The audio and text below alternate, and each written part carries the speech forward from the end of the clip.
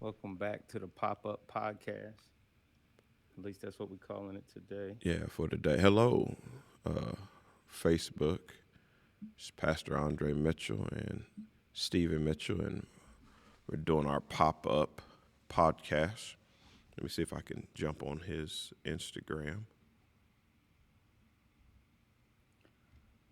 Going live on Instagram, my personal Stephen AM __, and on my Stephen Motivate page, Stephen Motivate at Stephen Motivate.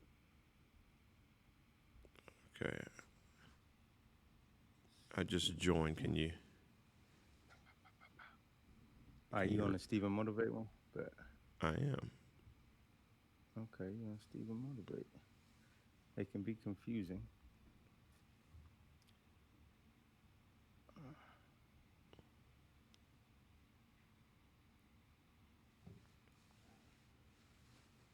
Or do you want to go on the other one because it's gonna probably have more viewers on that one? It's up to you. I do see some of our friends from Facebook are already on. What's up, So, Facebook? what's up, Facebook? We're gonna get rolling here in just a second.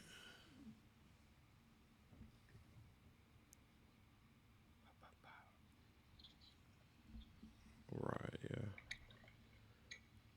I see you on here. You just let me know what you want to do. Okay, so I'm gonna actually see, do I turn this one down? I think I'll turn that one down. I don't know if they can still hear us on there or not. Yeah, I hear just a little bit of an echo that way. Well, I turned down my volume on that one. What's up, Eddie? Eddie just joined us What's going on, Eddie? on my on my IG. Josh Oh, Harley, Tanya Webb, Cook. What's up, y'all? I I can't can see also exact. find us on.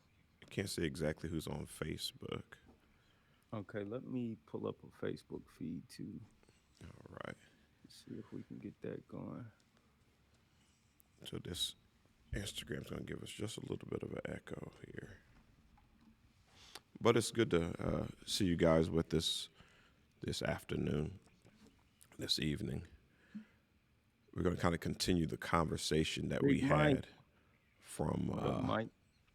what's going on, Mike? Try to continue the Happy birthday. conversation that we had last week, and kind of this has been a trying week in a lot of different ways, and so we're going to kind of discuss that a little bit, see what we can get out of it. I'm going to kick it to you, Stephen, to start us off, and how about you? How Cool. about you just kick the thing off for us? Yeah, so first let me say I'm gonna share this on my Facebook too. And happy birthday to Mike's wife, Sharetta, good friends of ours in Sharetta, happy Indianapolis. birthday to you. Happy birthday. Yeah, Lauren, so Lauren Green, good to see you on here, Lauren. I'm sharing this on Facebook now. I'm trying to see if I can see the comments on Facebook as they come in. But basically, last week or a couple weeks ago, um, we definitely pull up Mike. Uh, a couple weeks ago, we talked about grief, and I was talking with my brother Andre, Pastor Andre, about that topic and how um, I seen a couple things this past week that were interesting in regards to grief, like how you handle it and how you deal with it, which is kind of what we talked about a couple weeks ago. But Hmm. one thing that I thought was super interesting about grief is that, a lot of times we think about grief and it's like death. And that's how when we think of grieving. But I heard someone say, actually, Pastor Darius Daniels, I heard him say that grief is not only when you're grieving someone passing or death, but it's also when you're grieving any type of loss. So any type of loss deserves or requires or the proper way to really kind of handle it, any type of loss, whether it's loss of a job, loss of a relationship, loss of an opportunity. There is an appropriate response is grief, and he also talked about good grief. So, and we've heard that phrase, good grief, but is there a way to grieve good? And I guess, Dre, maybe you can talk on it a little bit. Dr. Elliott's just joined us on my Instagram. We're also live on Facebook. We're also live on my Stephen Motivate page on IG. But maybe you can talk about that, Dre. Like, is it appropriate, or have you ever thought about that? How you deal with any type of loss? Should you take some time to properly grieve? And what does that look like? The first time that I heard something outside of the actual physical death and grief was a friend of mine who experienced divorce, and it was a divorce that needed to take place.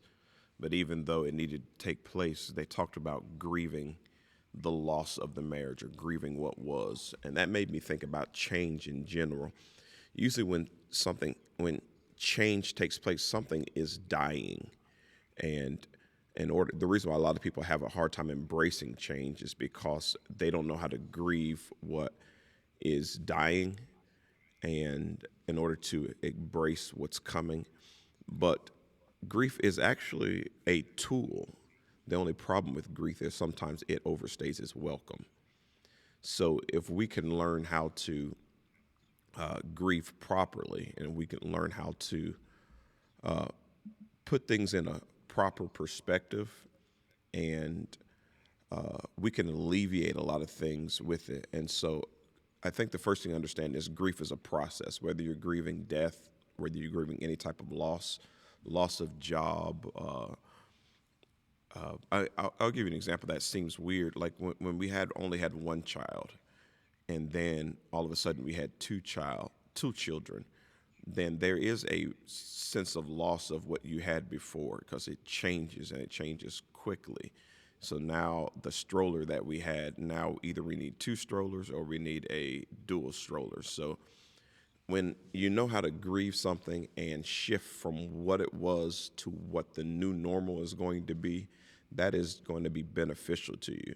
And not everybody knows how to do that. So learning to process things as, okay, something is ending and something is coming, and not focus so much on what is ending to the point where you can't embrace what is coming. And I think that's ultimately what grief is designed to do. But like I said, it overstays its welcome, and many times you end up just focusing on what was, and what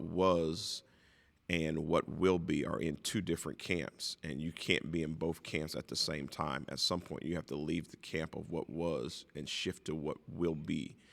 And if you don't do that, then you begin to start dying in what was. Yeah.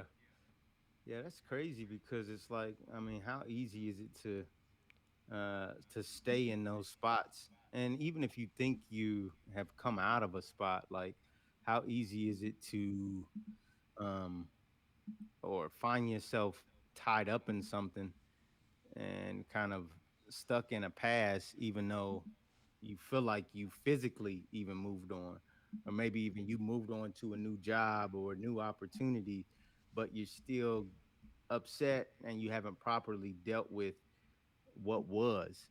Um, like, how do you know when when what was is still tied to you?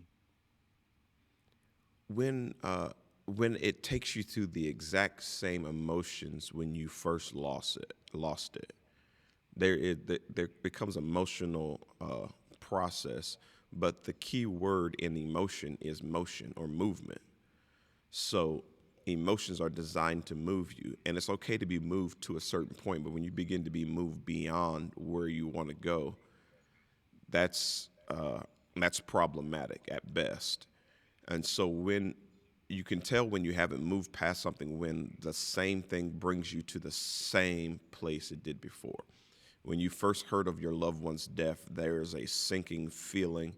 When you first heard of the job loss, there's a sinking feeling. But then once you process it and you begin to look at what will be and you start living in what will be, the thought of what was shouldn't bring you in that same emotion that you had before. It should be some shifting. And that's how you know whether or not you've made that shift or you've made that move. Does that answer your question? Yeah, I think that's super like profound to say, wow, am I still dealing with those same emotions? Because when you deal with a type of loss, you definitely have emotions, and a lot of times you can kind of bury them, move on to something else. But if you're still as mad, if you still have that same energy you had back then over something that happened 2 years ago, 3 years ago, 4 years ago, 5 years ago, then maybe you haven't dealt with it properly. So I think that's a huge, uh, you know, a huge key that folks can use to say, "Wow, am I still mad at when my homeboy didn't return my them shoes he borrowed from me, and maybe I haven't properly dealt with that." And I guess another thing to kind of build on that, when you haven't properly dealt with those things that you've lost and not haven't properly grieved them, what does it look like um, when you can kind of take that undealt grief, undealt issue, loss, and then now you're kind of taking that energy and maybe exploding on someone else, or you're mad at someone else, and kind of putting out bad energy to them, when it's really there's a lot of old stuff you haven't dealt with, and now it's showing up in your argument with your spouse or with your friend or with your mother or with somebody at work. Yeah, the thing that I would point out on that is we're talking about emotions and how emotions are designed to move you. But when you allow yourself to get overwhelmed with grief to the place where you actually get stuck and you actually get stuck in an emotion. And so instead of moving through emotions and cycling through emotions and going through a journey that leads you to a better place, what we'll call what will be, you end up getting stuck. And so whoever is around you ends up being stuck with you because at any moment you're going to go back to that place. If you've ever driven and if you've had like a transmission that when it's supposed to shift, it slips and it gets stuck or gets stuck in gear, it's a weird sound and it's a weird feeling because the car is designed to shift forward, move forward.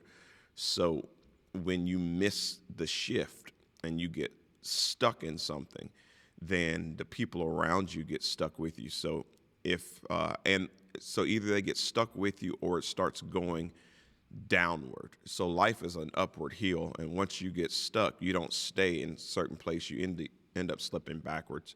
So what grief will do when it's not processed properly, you'll shift backwards into anger or those things, and all the people around you. And a lot of times, people they're willing to walk through journeys with you, but they're not always willing to slip back into places that they didn't want to go.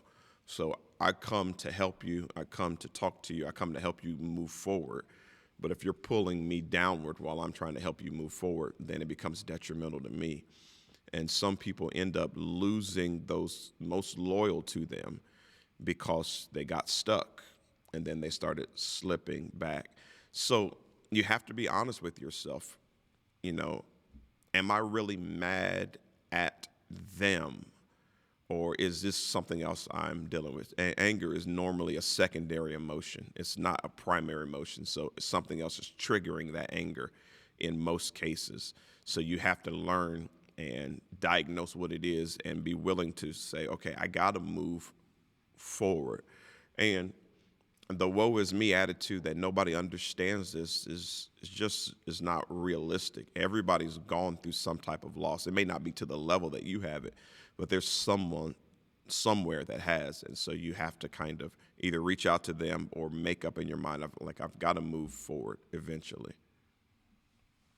Yeah, I think that's a powerful way to look at that, because I mean, I think if we're honest with ourselves, it's very easy to get stuck. And if we don't catch ourselves, we could, like you said, put that poor, poorly placed energy in in such a way where we get stuck. Now we everything connected to us is off a little bit, and it's only because we just haven't said, "Hey, I'm stuck in something that I really could get out of if I worked and was honest with myself and said, "Wow, I never really grieved over the fact that I lost that job and now I'm not making what I thought should make." And so now I'm going through maybe a stint where I'm still upset about that, Yeah. and I know we've dealt with people in our life that, um, you know, even when you think about as you get older and you start to look back and you start to feel stuck and like, hey, this can't ever change. I don't know how I'm going to change. And it seems like some people that are there, it's like can't, they don't know how to process the fact that they still have life to live, because it's like, man, that I got done so bad, or that they did me so dirty, and that was wrong. And it's the frustration is so real for them. They haven't Mm-hmm. fully processed it, and it's like it's just causing a mess for everybody around them. And even if you try to have a good relationship with that person, if you're not the person, I wonder what our advice would be for how to help that person that is stuck. um Either how to help them or how to tolerate them. Now that's interesting. How to help or tolerate. I think when it comes to helping, we much rather help than tolerate. Tolerate should be our last resort. But when it comes to helping people, sometimes you have to acknowledge how they got there and let them know it's not their fault. And like, no one wants to lose anything, and no one desires to lose anything. A lot of times, loss comes whether you want it or not. So, having the willingness to walk with a person at the initial step, taking them all the way back to the initial step, say, hey, it's not your fault this happened to you, but how do we go from here? Where do we go from here? And honestly, that's hard because you have to give people hard truths. In most cases, we're not close enough with people to give them the hard truth. So we just kind of let them be. It's easier not to deal with people, and it's easier just to not tolerate them all, just disconnect. Every new year is all the Ghost people them. we got to cut off, all the people we have to Yeah. let go. But then Yeah. there are some That's people in like your the life. famous message too, is like, get rid of the people in your life. Like, these people with you can't go with you to the next season. You hear that a lot too. Yeah, but you'll find there's some people that you can't cut off because they're tied to your assignment. So your children, as long as they're in your household, are tied to your assignment. And your spouse is tied to your assignment. Sometimes the people you go to church with, the people you're in business with, they're tied to your assignment. And if you don't get them help, they will pull you down and pull everything else down. And sometimes you may have to cut them off, but a lot of times, if you can, you have to try to do life with people and pull them up. And it's not easy to do, but you have to remember yourself, consider yourself. Sometimes I look at people, and as a pastor, I've dealt with a lot of people who've had a lot of loss, but I don't come to a person telling them I know just how you feel when a person has lost a child. You're not supposed to bury your child. Your child is supposed to bury you. And I've seen it happen, but I've never experienced it. So I don't try to lie and tell them I know just what you're going through. I don't. I tell them I don't know what you're going through, but I have experienced loss. I try to tell them the highest level of loss that I've experienced and see, can I walk you to a place where you're in a better position? And sometimes I can, sometimes I can't. And one thing I've learned is I don't have to do it all. Sometimes because we love people, we want to save them, but you can't save everybody. So sometimes you have to you have to point people to who can save them and be willing to say, hey, I'll go to therapy with you. I can't help you, but this person might be able to, and I'll go to therapy with you. Or I'm willing to receive updates on your therapy. Hey, how's it going? What you guys talk about? Oh, that's good. Just doing life with people and letting people know that I'm with you in the long haul. Sometimes that really helps them go. And one thing people will never forget how you walk with them through their darkest hours. If they are solid people, some people will forget everything you've done for them. But those people that you really, really are really tied to your assignment, sometimes they'll never forget. And you won't regret walking people through their hardest times, because hard times are going to come at your door too. And we reap what we sow. So if you always cut people off when they go through hard times, don't trip when people cut you off in your time of hardness. Yeah, this is a complex topic for me because early on I'm a person that likes to give advice to people. I'm to talk about myself in a way that hopefully shows some of my self awareness. Um, Drew said, have them roll up. Uh, you know, I understand that throughout my time, I could be that annoying friend that I always feel like I got the answer. So you call me up and I'm ready to give you advice before you even asking for advice. So when you talk about like being ready to walk with people and just being honest that you don't have all the answers, I think that's a huge it was a huge growth milestone for me, and I imagine it can be a big growth milestone for other people. Is one, you don't have all the answers, and two, don't try to give people the answer because sometimes people just want to like express to you.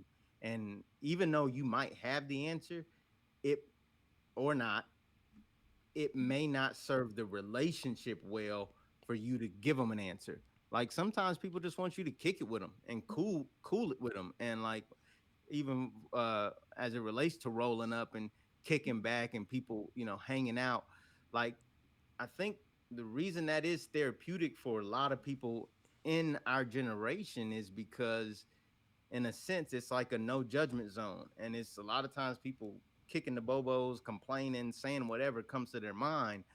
But there is a relational building there that I'm not trying to fix you.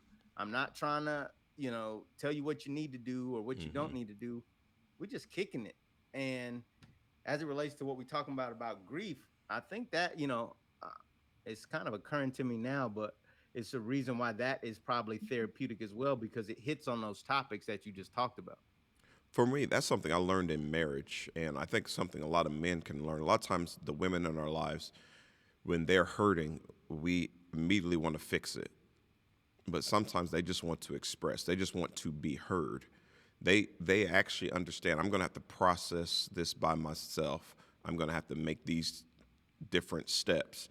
But first, in order for me to reset, I need somebody to hear me. And so if you're always cutting them off and trying to give them advice, sometimes you'll find out that's not what they're looking for. They're not looking for advice. They're looking to be heard. And in this day and age, a lot of people just want to be heard. I need a friend that will hear me. I need to, just to be heard, and that's vitally important. So you learn that in deep relationships, and sometimes, and especially as a pastor, I've learned sometimes you just have to sit with people, sit with them where they are. Sometimes there's not a lot of words to say. There's not very many times that I'm speechless, but I've been in situations where I'm actually speechless. My words seem futile. And I've walked people through grief without saying a whole lot. And at the end, when we're looking back on it, I'm thinking, I did a horrible job. I didn't have the right words to say. I didn't say, and then people thank me and they say this, thanks for being there. They didn't say thanks for what you said, thanks for your prayers, thanks for the food you brought, but thanks for being there. And sometimes being present with people in their stuff is vitally important to their growth, because when you get hit with certain things, you feel like you are alone. Now, I'm going to transition the conversation because I think this is something that might help. So, a lot of black people are grieving because of another death by hands of police and a lot of times people try to have a lot of answers, but sometimes we just want people to sit with us in the grief. and not worry about, well, what they should have complied, they should have done. And sometimes those conversations are necessary to be had in the long run, but sometimes we want people to just sit with us in what we feel and be present, be there to say, hey, it does seem like this doesn't happen to everybody the same. It does seem like black and brown people, it does seem like they experience this in a different way. And let me just throw this out here. It's hurtful to hear people say, well, y'all don't say nothing when it's black on black crime. Yeah, we do. You just don't hear it. But right now, that's not what we're talking about. And nowhere else is it called, you don't hear Asian on Asian crime. Every crime that's committed, I'm going on a little tangent, so just bear with me. Go. But every crime that's committed, the majority is committed by people that look like them. So whites commit the majority of their crime against other whites. Asians commit the majority of their crime against other Asians. But we're the only community where it's called black on black crime. So yes, we do feel the same. We feel bad when it's anything else. But right now we're focusing on something else, and we feel loss. We feel grief. So just sit there with us in that and let us know you're there. And that's important. So we don't have to go on that whole topic, but I thought that was a good connection of what it means to sometimes just be there and sit with people in their stuff. Yeah, I think it's huge because it's like every part of being black in America, and I'm sure it's like this for other groups too, but it's like a, what do you call it?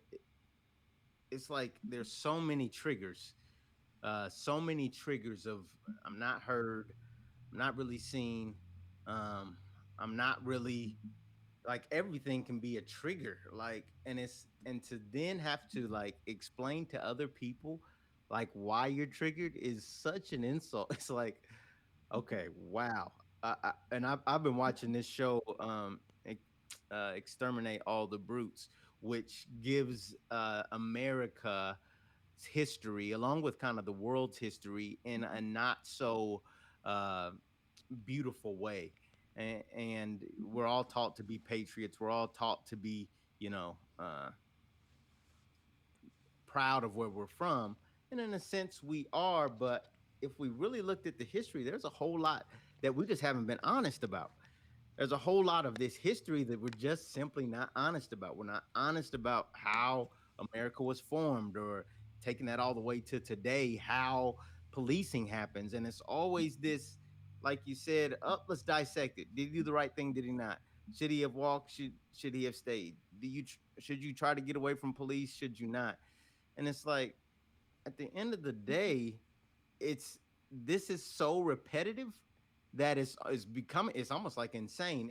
And I think the media does play a part in what it looks like, but they've always played a part. They played a part in black on black crime. Media plays a part in exacerbating things to maybe make them seem bigger than what they are. But even if it was just one out of a million people, uh, that's still like one too many. And it still has the same effect on our mental state as people.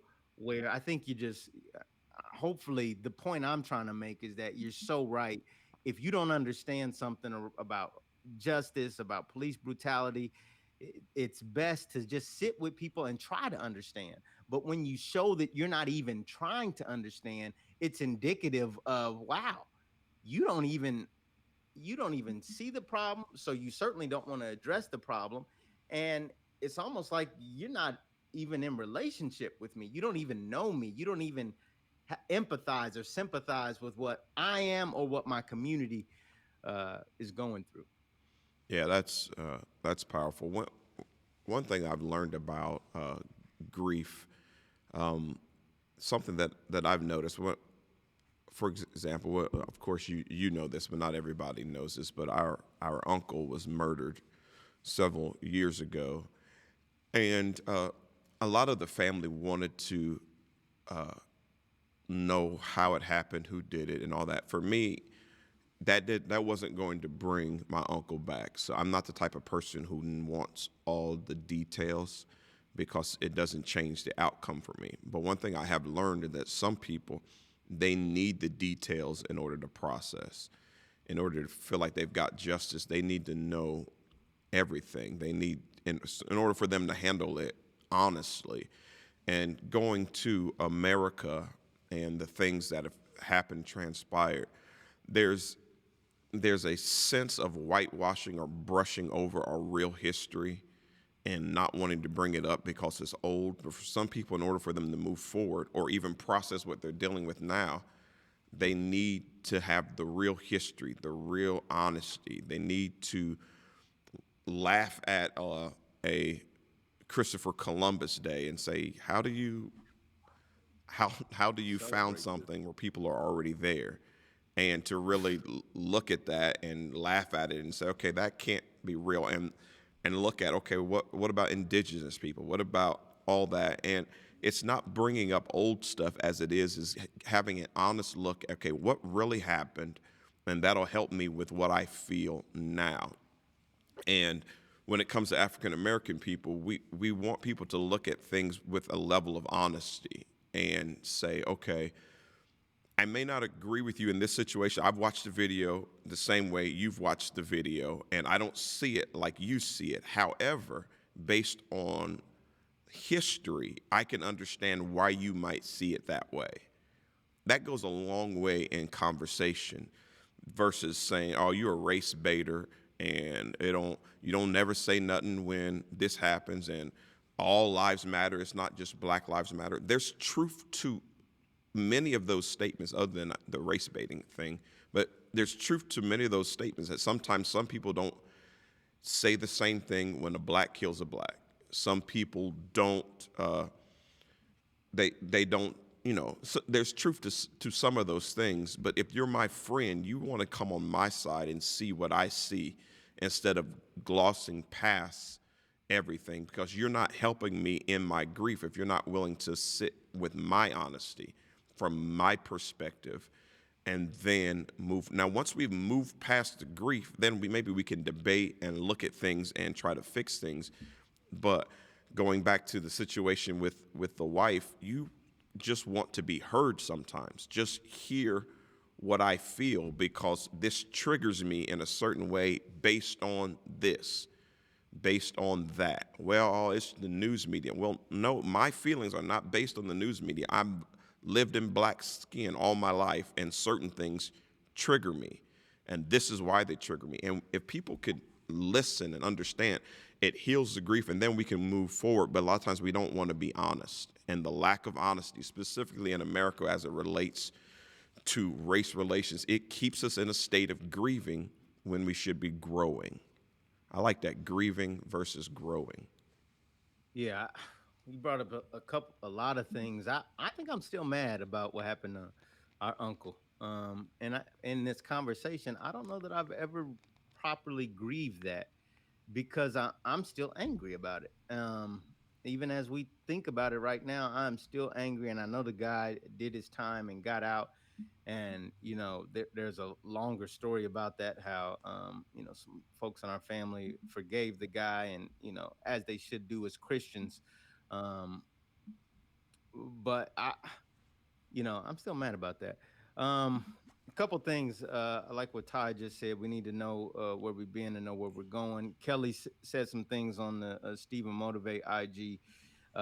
It is all trauma, no matter how much individuals try to minimize the impact.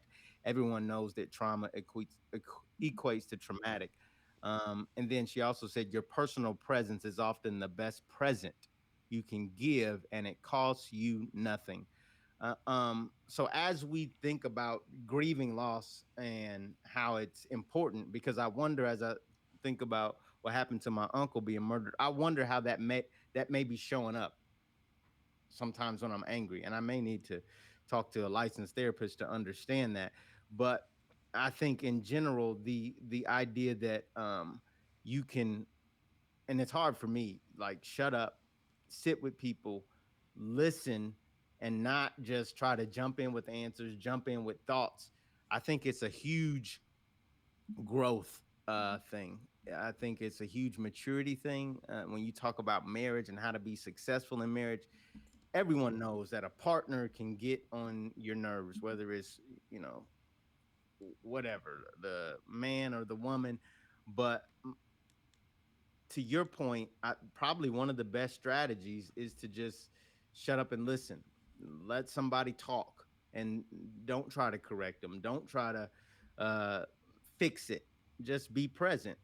And I just think that's really wise. And hopefully, as we think about grieving and how even people are dealing with loss, you need people to sit with you. You lose a job and you are feeling weird about your value in life. You just sometimes need somebody to sit with you. And I think that's also why relationships, that you need to have people you can talk to and just be real with, and not have to be and I think, going back to the race thing, I think other people that don't look like black people in particular don't understand how you have to well, many times in times past, many black people, I don't know how much they're doing it now, have to put on a different face to be accepted in the workplace without being judged. You know, if you come in, if you're a black woman and you come in with a fro, mm, your hair's a little different today, you know, and how, that's like, it's disrespectful. But if, you know, no one, if you don't sit with somebody and you don't know them, you don't know that they're having to go to work, be somebody else, come back home, try to take that off and try to be themselves just to get back up again and do it the next day just to be accepted. And I hope that folks out there have people to talk to when they're dealing with loss, when they're dealing with grief, and if they're in situations like I just described, where they're even just trying to exist in the working world, and they realize that I feel like I got to be like almost somebody else in order to just. And I think there's a line of being professional, but really professional is almost code for make it comfortable for me as a white professional. It's not necessarily be yourself. Let me So bring this up. I've seen Dan said surrounding yourself with those that aren't like you is a great way to learn both about them and yourself. I think I think it's that's a good point. powerful. And there was something I was going to say is that we're talking about people sitting with you, but you do have to allow people to sit with you, and you have to be willing to initially explain yourself because Good everybody point. doesn't know where you're coming from. So sometimes people expect you to understand why they're triggered, and it's hard for them to understand why you're triggered if you don't know why you're triggered. And so explain like using the example of the hair, uh, sometimes you have to explain at least up front, okay, when you comment about my hair it makes me feel other than, when you reach and touch my hair without asking it makes me feel other than. The problem is sometimes people get tired of explaining that, but if you're my Or friend, don't have the courage to, or and yeah, don't, or you know, yeah, or don't have the courage to, but like courage, or even the willingness not to go off and like I'm just not going to deal with this, because if I have to explain this to you, I'm going to snap. yeah. And I think that's a perspective as well. Yeah, but my point is, you do have to understand that a lot of times we treat people based on our last experience. So the last person, I told them 10 times to stop touching my hair, and they wouldn't do it. I moved to another job, and here's someone who's fresh and new. They don't know anything about that experience, but they become the 11th time I've told somebody, even though they're brand new and fresh. And so sometimes you do have to understand when you're snapping on someone based on an old trigger and be willing to say, okay, let me explain to you why it made me feel that way. And so sometimes you do have to give people who are different than you, you do have to give them another chance. And sometimes it can be exhausting, but you know, you you have to understand that everybody is not your enemy, and some people are really trying to help, and so that's why therapy is important. I think I want to try to bring this comment on screen that uh, was good that Katie said. Everyone grieves Hey, differently, Katie. and regardless of your situation, there's no shame in seeking help, or as people call it, help. There's something so amazing as having a neutral person to help you process. thing, a neutral person to just listen and help process and not fix things necessarily. So that's good. Just having people who are neutral, and it's good to have people where you don't always have to dig into the deep stuff. You can just be. A lot of people miss out on the importance of just acquaintances. Everybody doesn't have to be a deep, loyal, trusted, lifelong friend.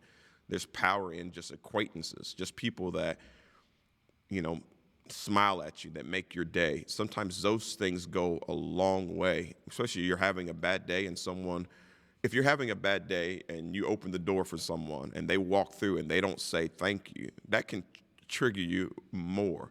But just people being mannerable, respectful, those neutral people that you pass that make you feel like life is worth living, like, traffic is backed up and I decide I'm going to let you in front of me because traffic is backed up, and then you don't even wave your hand or acknowledge me, versus the person that seems like they're grateful. Those things go a long way. So being the type of person in the earth that you need is important, and having that smile, all those things, I think they go a long way as helping people face another day. And I think with the social media age, we have so many people who are just so selfish and just getting their point across that they forget that those things have ripple effects, and you could be the straw that breaks the camel's back. So try to be the person that you need, try to be that in the earth. And I think one reason that it's good to have somebody neutral is because when you're dealing with the situation maybe at work, and why that situation can be so tough is because sometimes it's your boss and that's not a neutral person.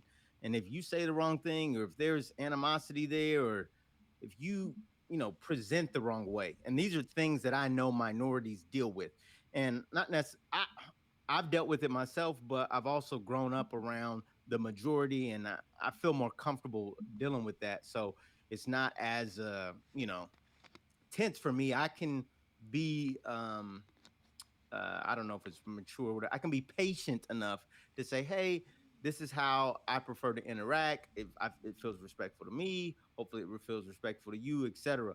But I think when we deal with neutral parties, we can kind of get some of the advice you're given, where it's like, hey, you got to be willing to kind of grow through some of this, because you could lose a job opportunity but still be at the same job, and it still be awkward with a boss, and you don't Mm-hmm. really have somebody to talk to. But having somebody neutral, whether it's a friend or a pastor or an acquaintance or a church community, where they can kind of help you process that loss. Again, loss not in the context of death, but loss in the context of you just lost an opportunity and you need to process that.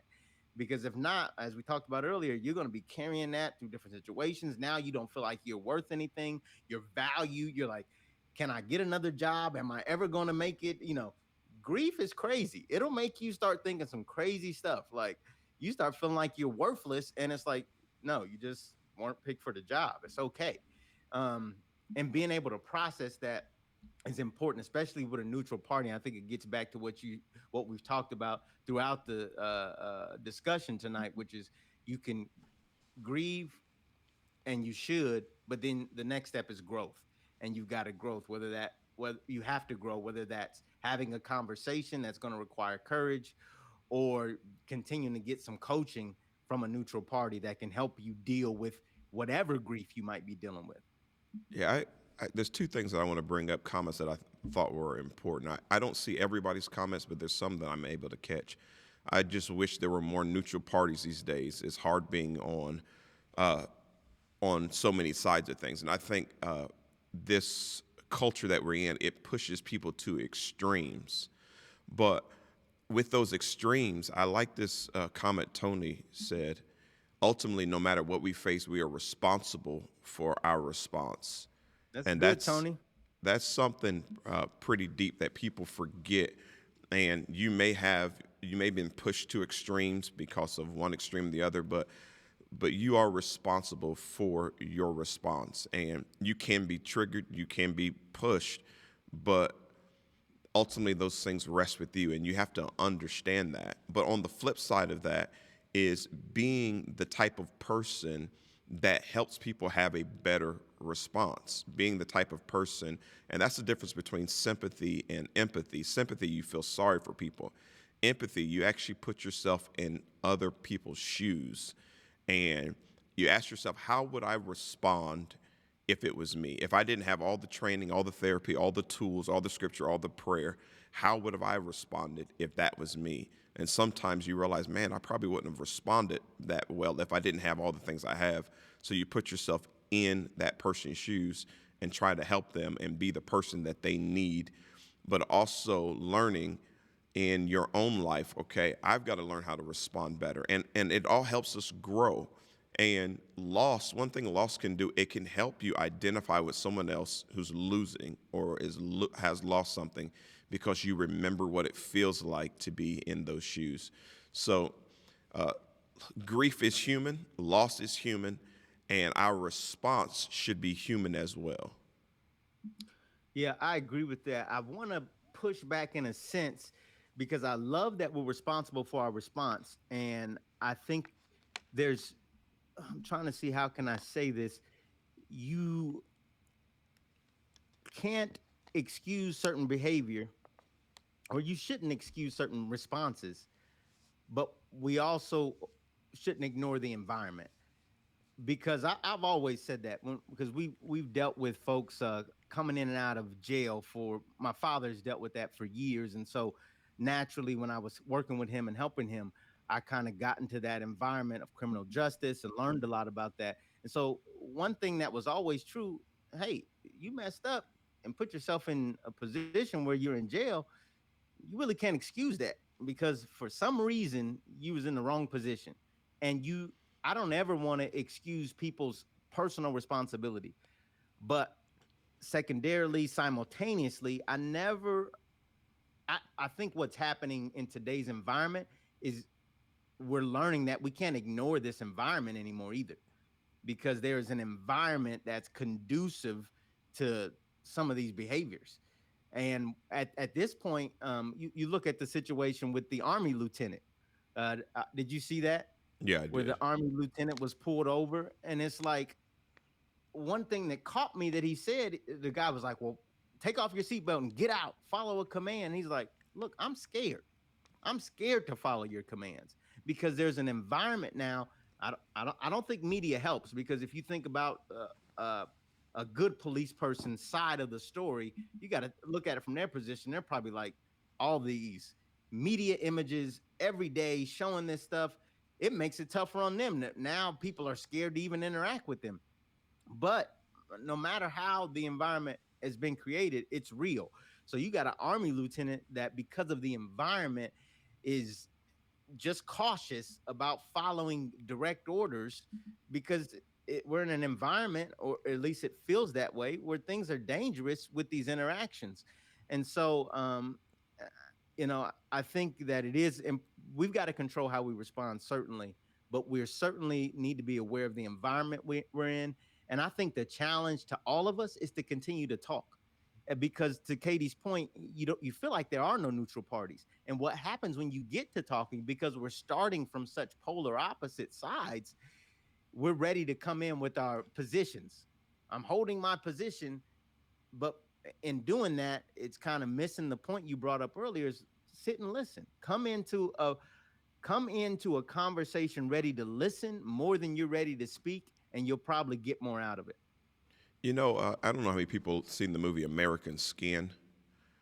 I enjoyed that movie because it brought up other perspectives. It brought up different perspectives of how people may feel. And one thing I know as being a pastor that I deal with somewhat similar of what cops deal with in the fact that you don't have a lot of margin of error. So when one pastor blows it, it casts aspersions on every pastor. I don't care how much good I've done. If I have one pastor that's running around stealing money from people or a pastor who's sleeping around, it automatically puts me in a certain place. But I also understand I signed up for this responsibility. So even though the one bad cop or the one bad pastor may make life harder for me, I signed up for this.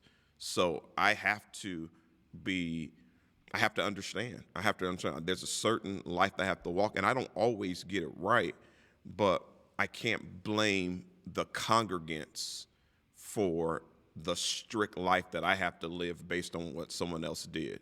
So that I am responsible for my response. And so there are things that I normally do because I'm a normal encourager. I like to tell people, hey, your dress was nice, or you look nice. That's the type of person I am. But when I have pastors who are always messing with women, then it changes how I interact with women, because if you don't know me and I don't know you, it can come off as flirting. So is it fair to me? No, but I chose this. So I have to govern myself accordingly. I have to, and I just have to be honest. Okay, that is it necessary? Do I have to do that? And I think people need to learn that whatever profession you're in, especially if the media is shining a spotlight on it and people are getting things wrong, and it could be 98% of you that are good, or 90% of you that are good, but we need 100%. Chris Rock makes the joke that, like, if you're a pilot, you can't afford for a pilot to be like, well, that was just one bad pilot, because 250 people may die with just one bad pilot. So you have to be a cut above, and you have to understand whatever you step into, if the spotlight comes with what you step into, you sign up for that, fair or unfair, and you have to be willing to deal with that.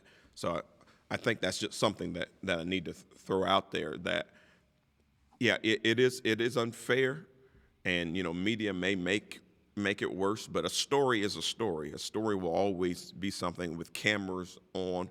Things may not look as they seem, but that comes with the territory. And a lot of times when you're trying to do good in communities, the negative is always there, and you sign up for it. You can't cry about it.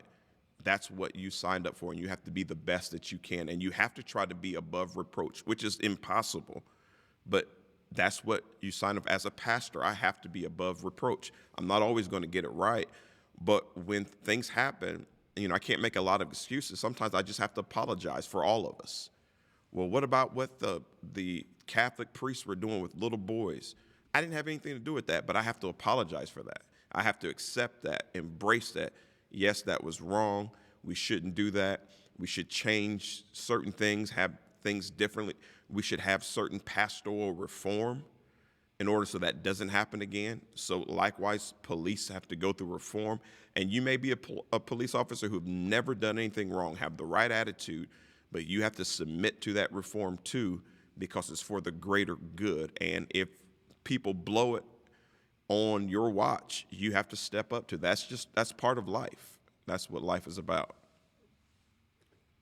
And that's the truth. And it's really not giving anyone a pass, because it comes with the territory, and it's a tough job, policing in particular. But being an adult is tough, and if you have certain responsibilities, whether it's being a pastor, or being a leader at your work, or being a leader in your home, like, you're being watched, and you're setting an example. And if we all think like that, we probably be in a better place. um That's funny, Tony. my dad said fair is a place they judge pigs. And let me throw, because we try not to be too pastoral and preachy on this, but let me throw that Preach. the Bible doesn't say that God is fair. The Bible says God is just. Fair is something that, to his point, fair is something that we think of. Fair is also the first part of fairy tale. So life is not fair, but we step up for, we signed up for this. And so that's to come all the way back around.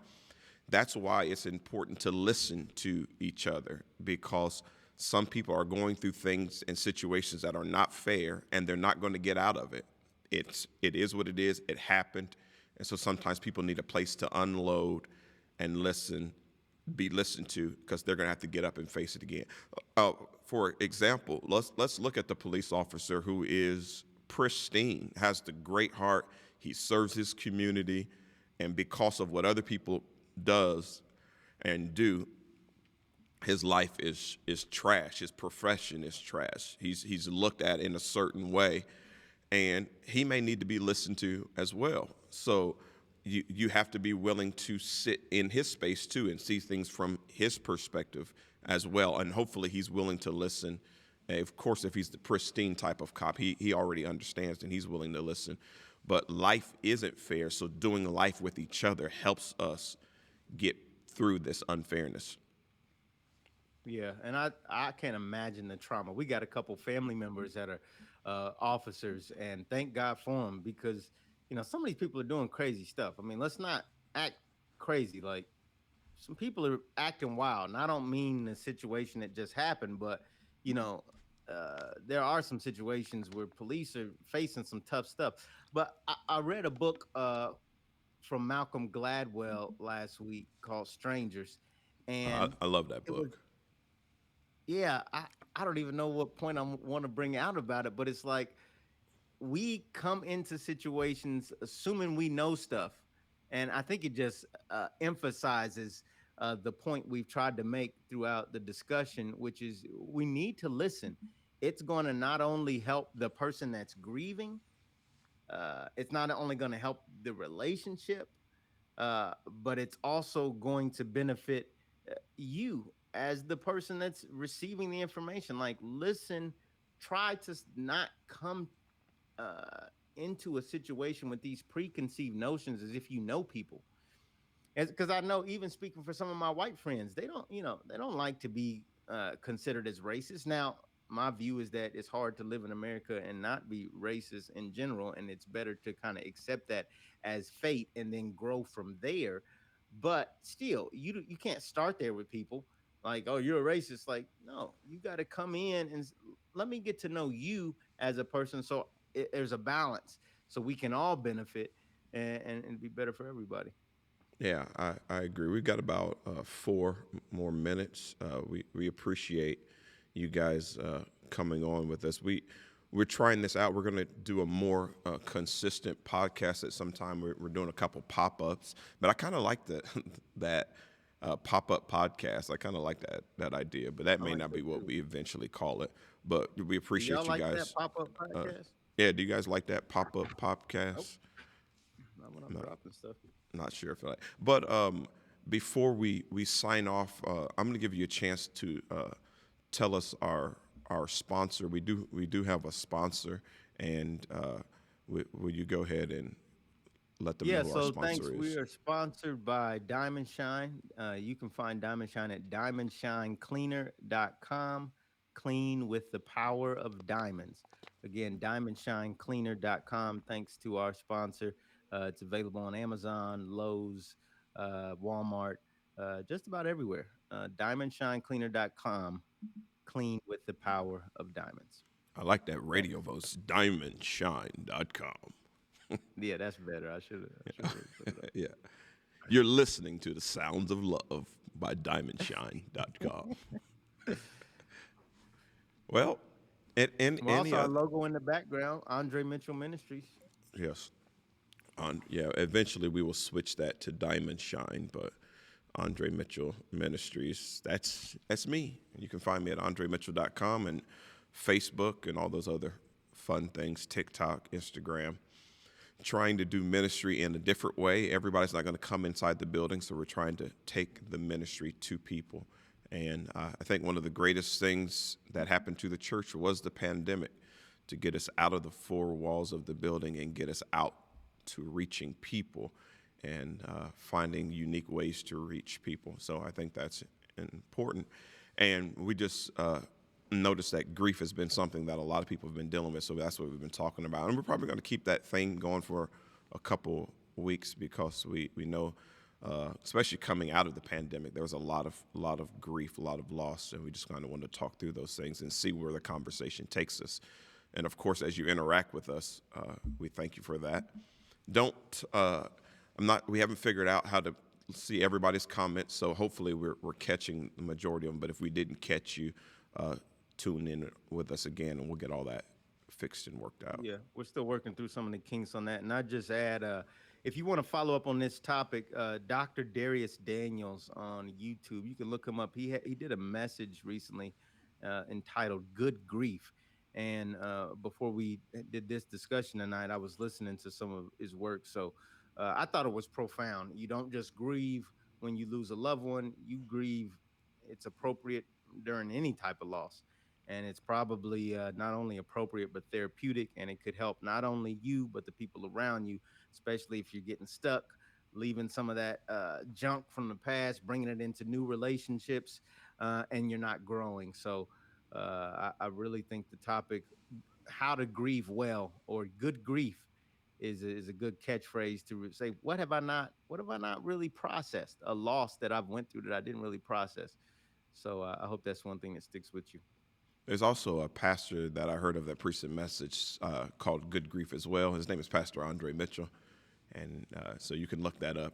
I don't even remember what the what the topic was, What year was but it it? was the close of the year, and I preached Good Grief. So maybe 2018, 17, somewhere that can be found online somewhere.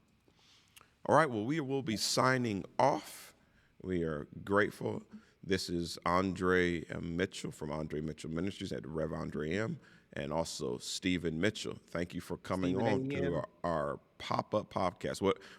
How can they find you? Stephen AM ___ or at Stephen Motivate. Page focused fully on motivation. At Stephen Motivate. All right, we are signing off. A wave to you. Peace. Blessings to you. Thanks, bro. Peace. All right.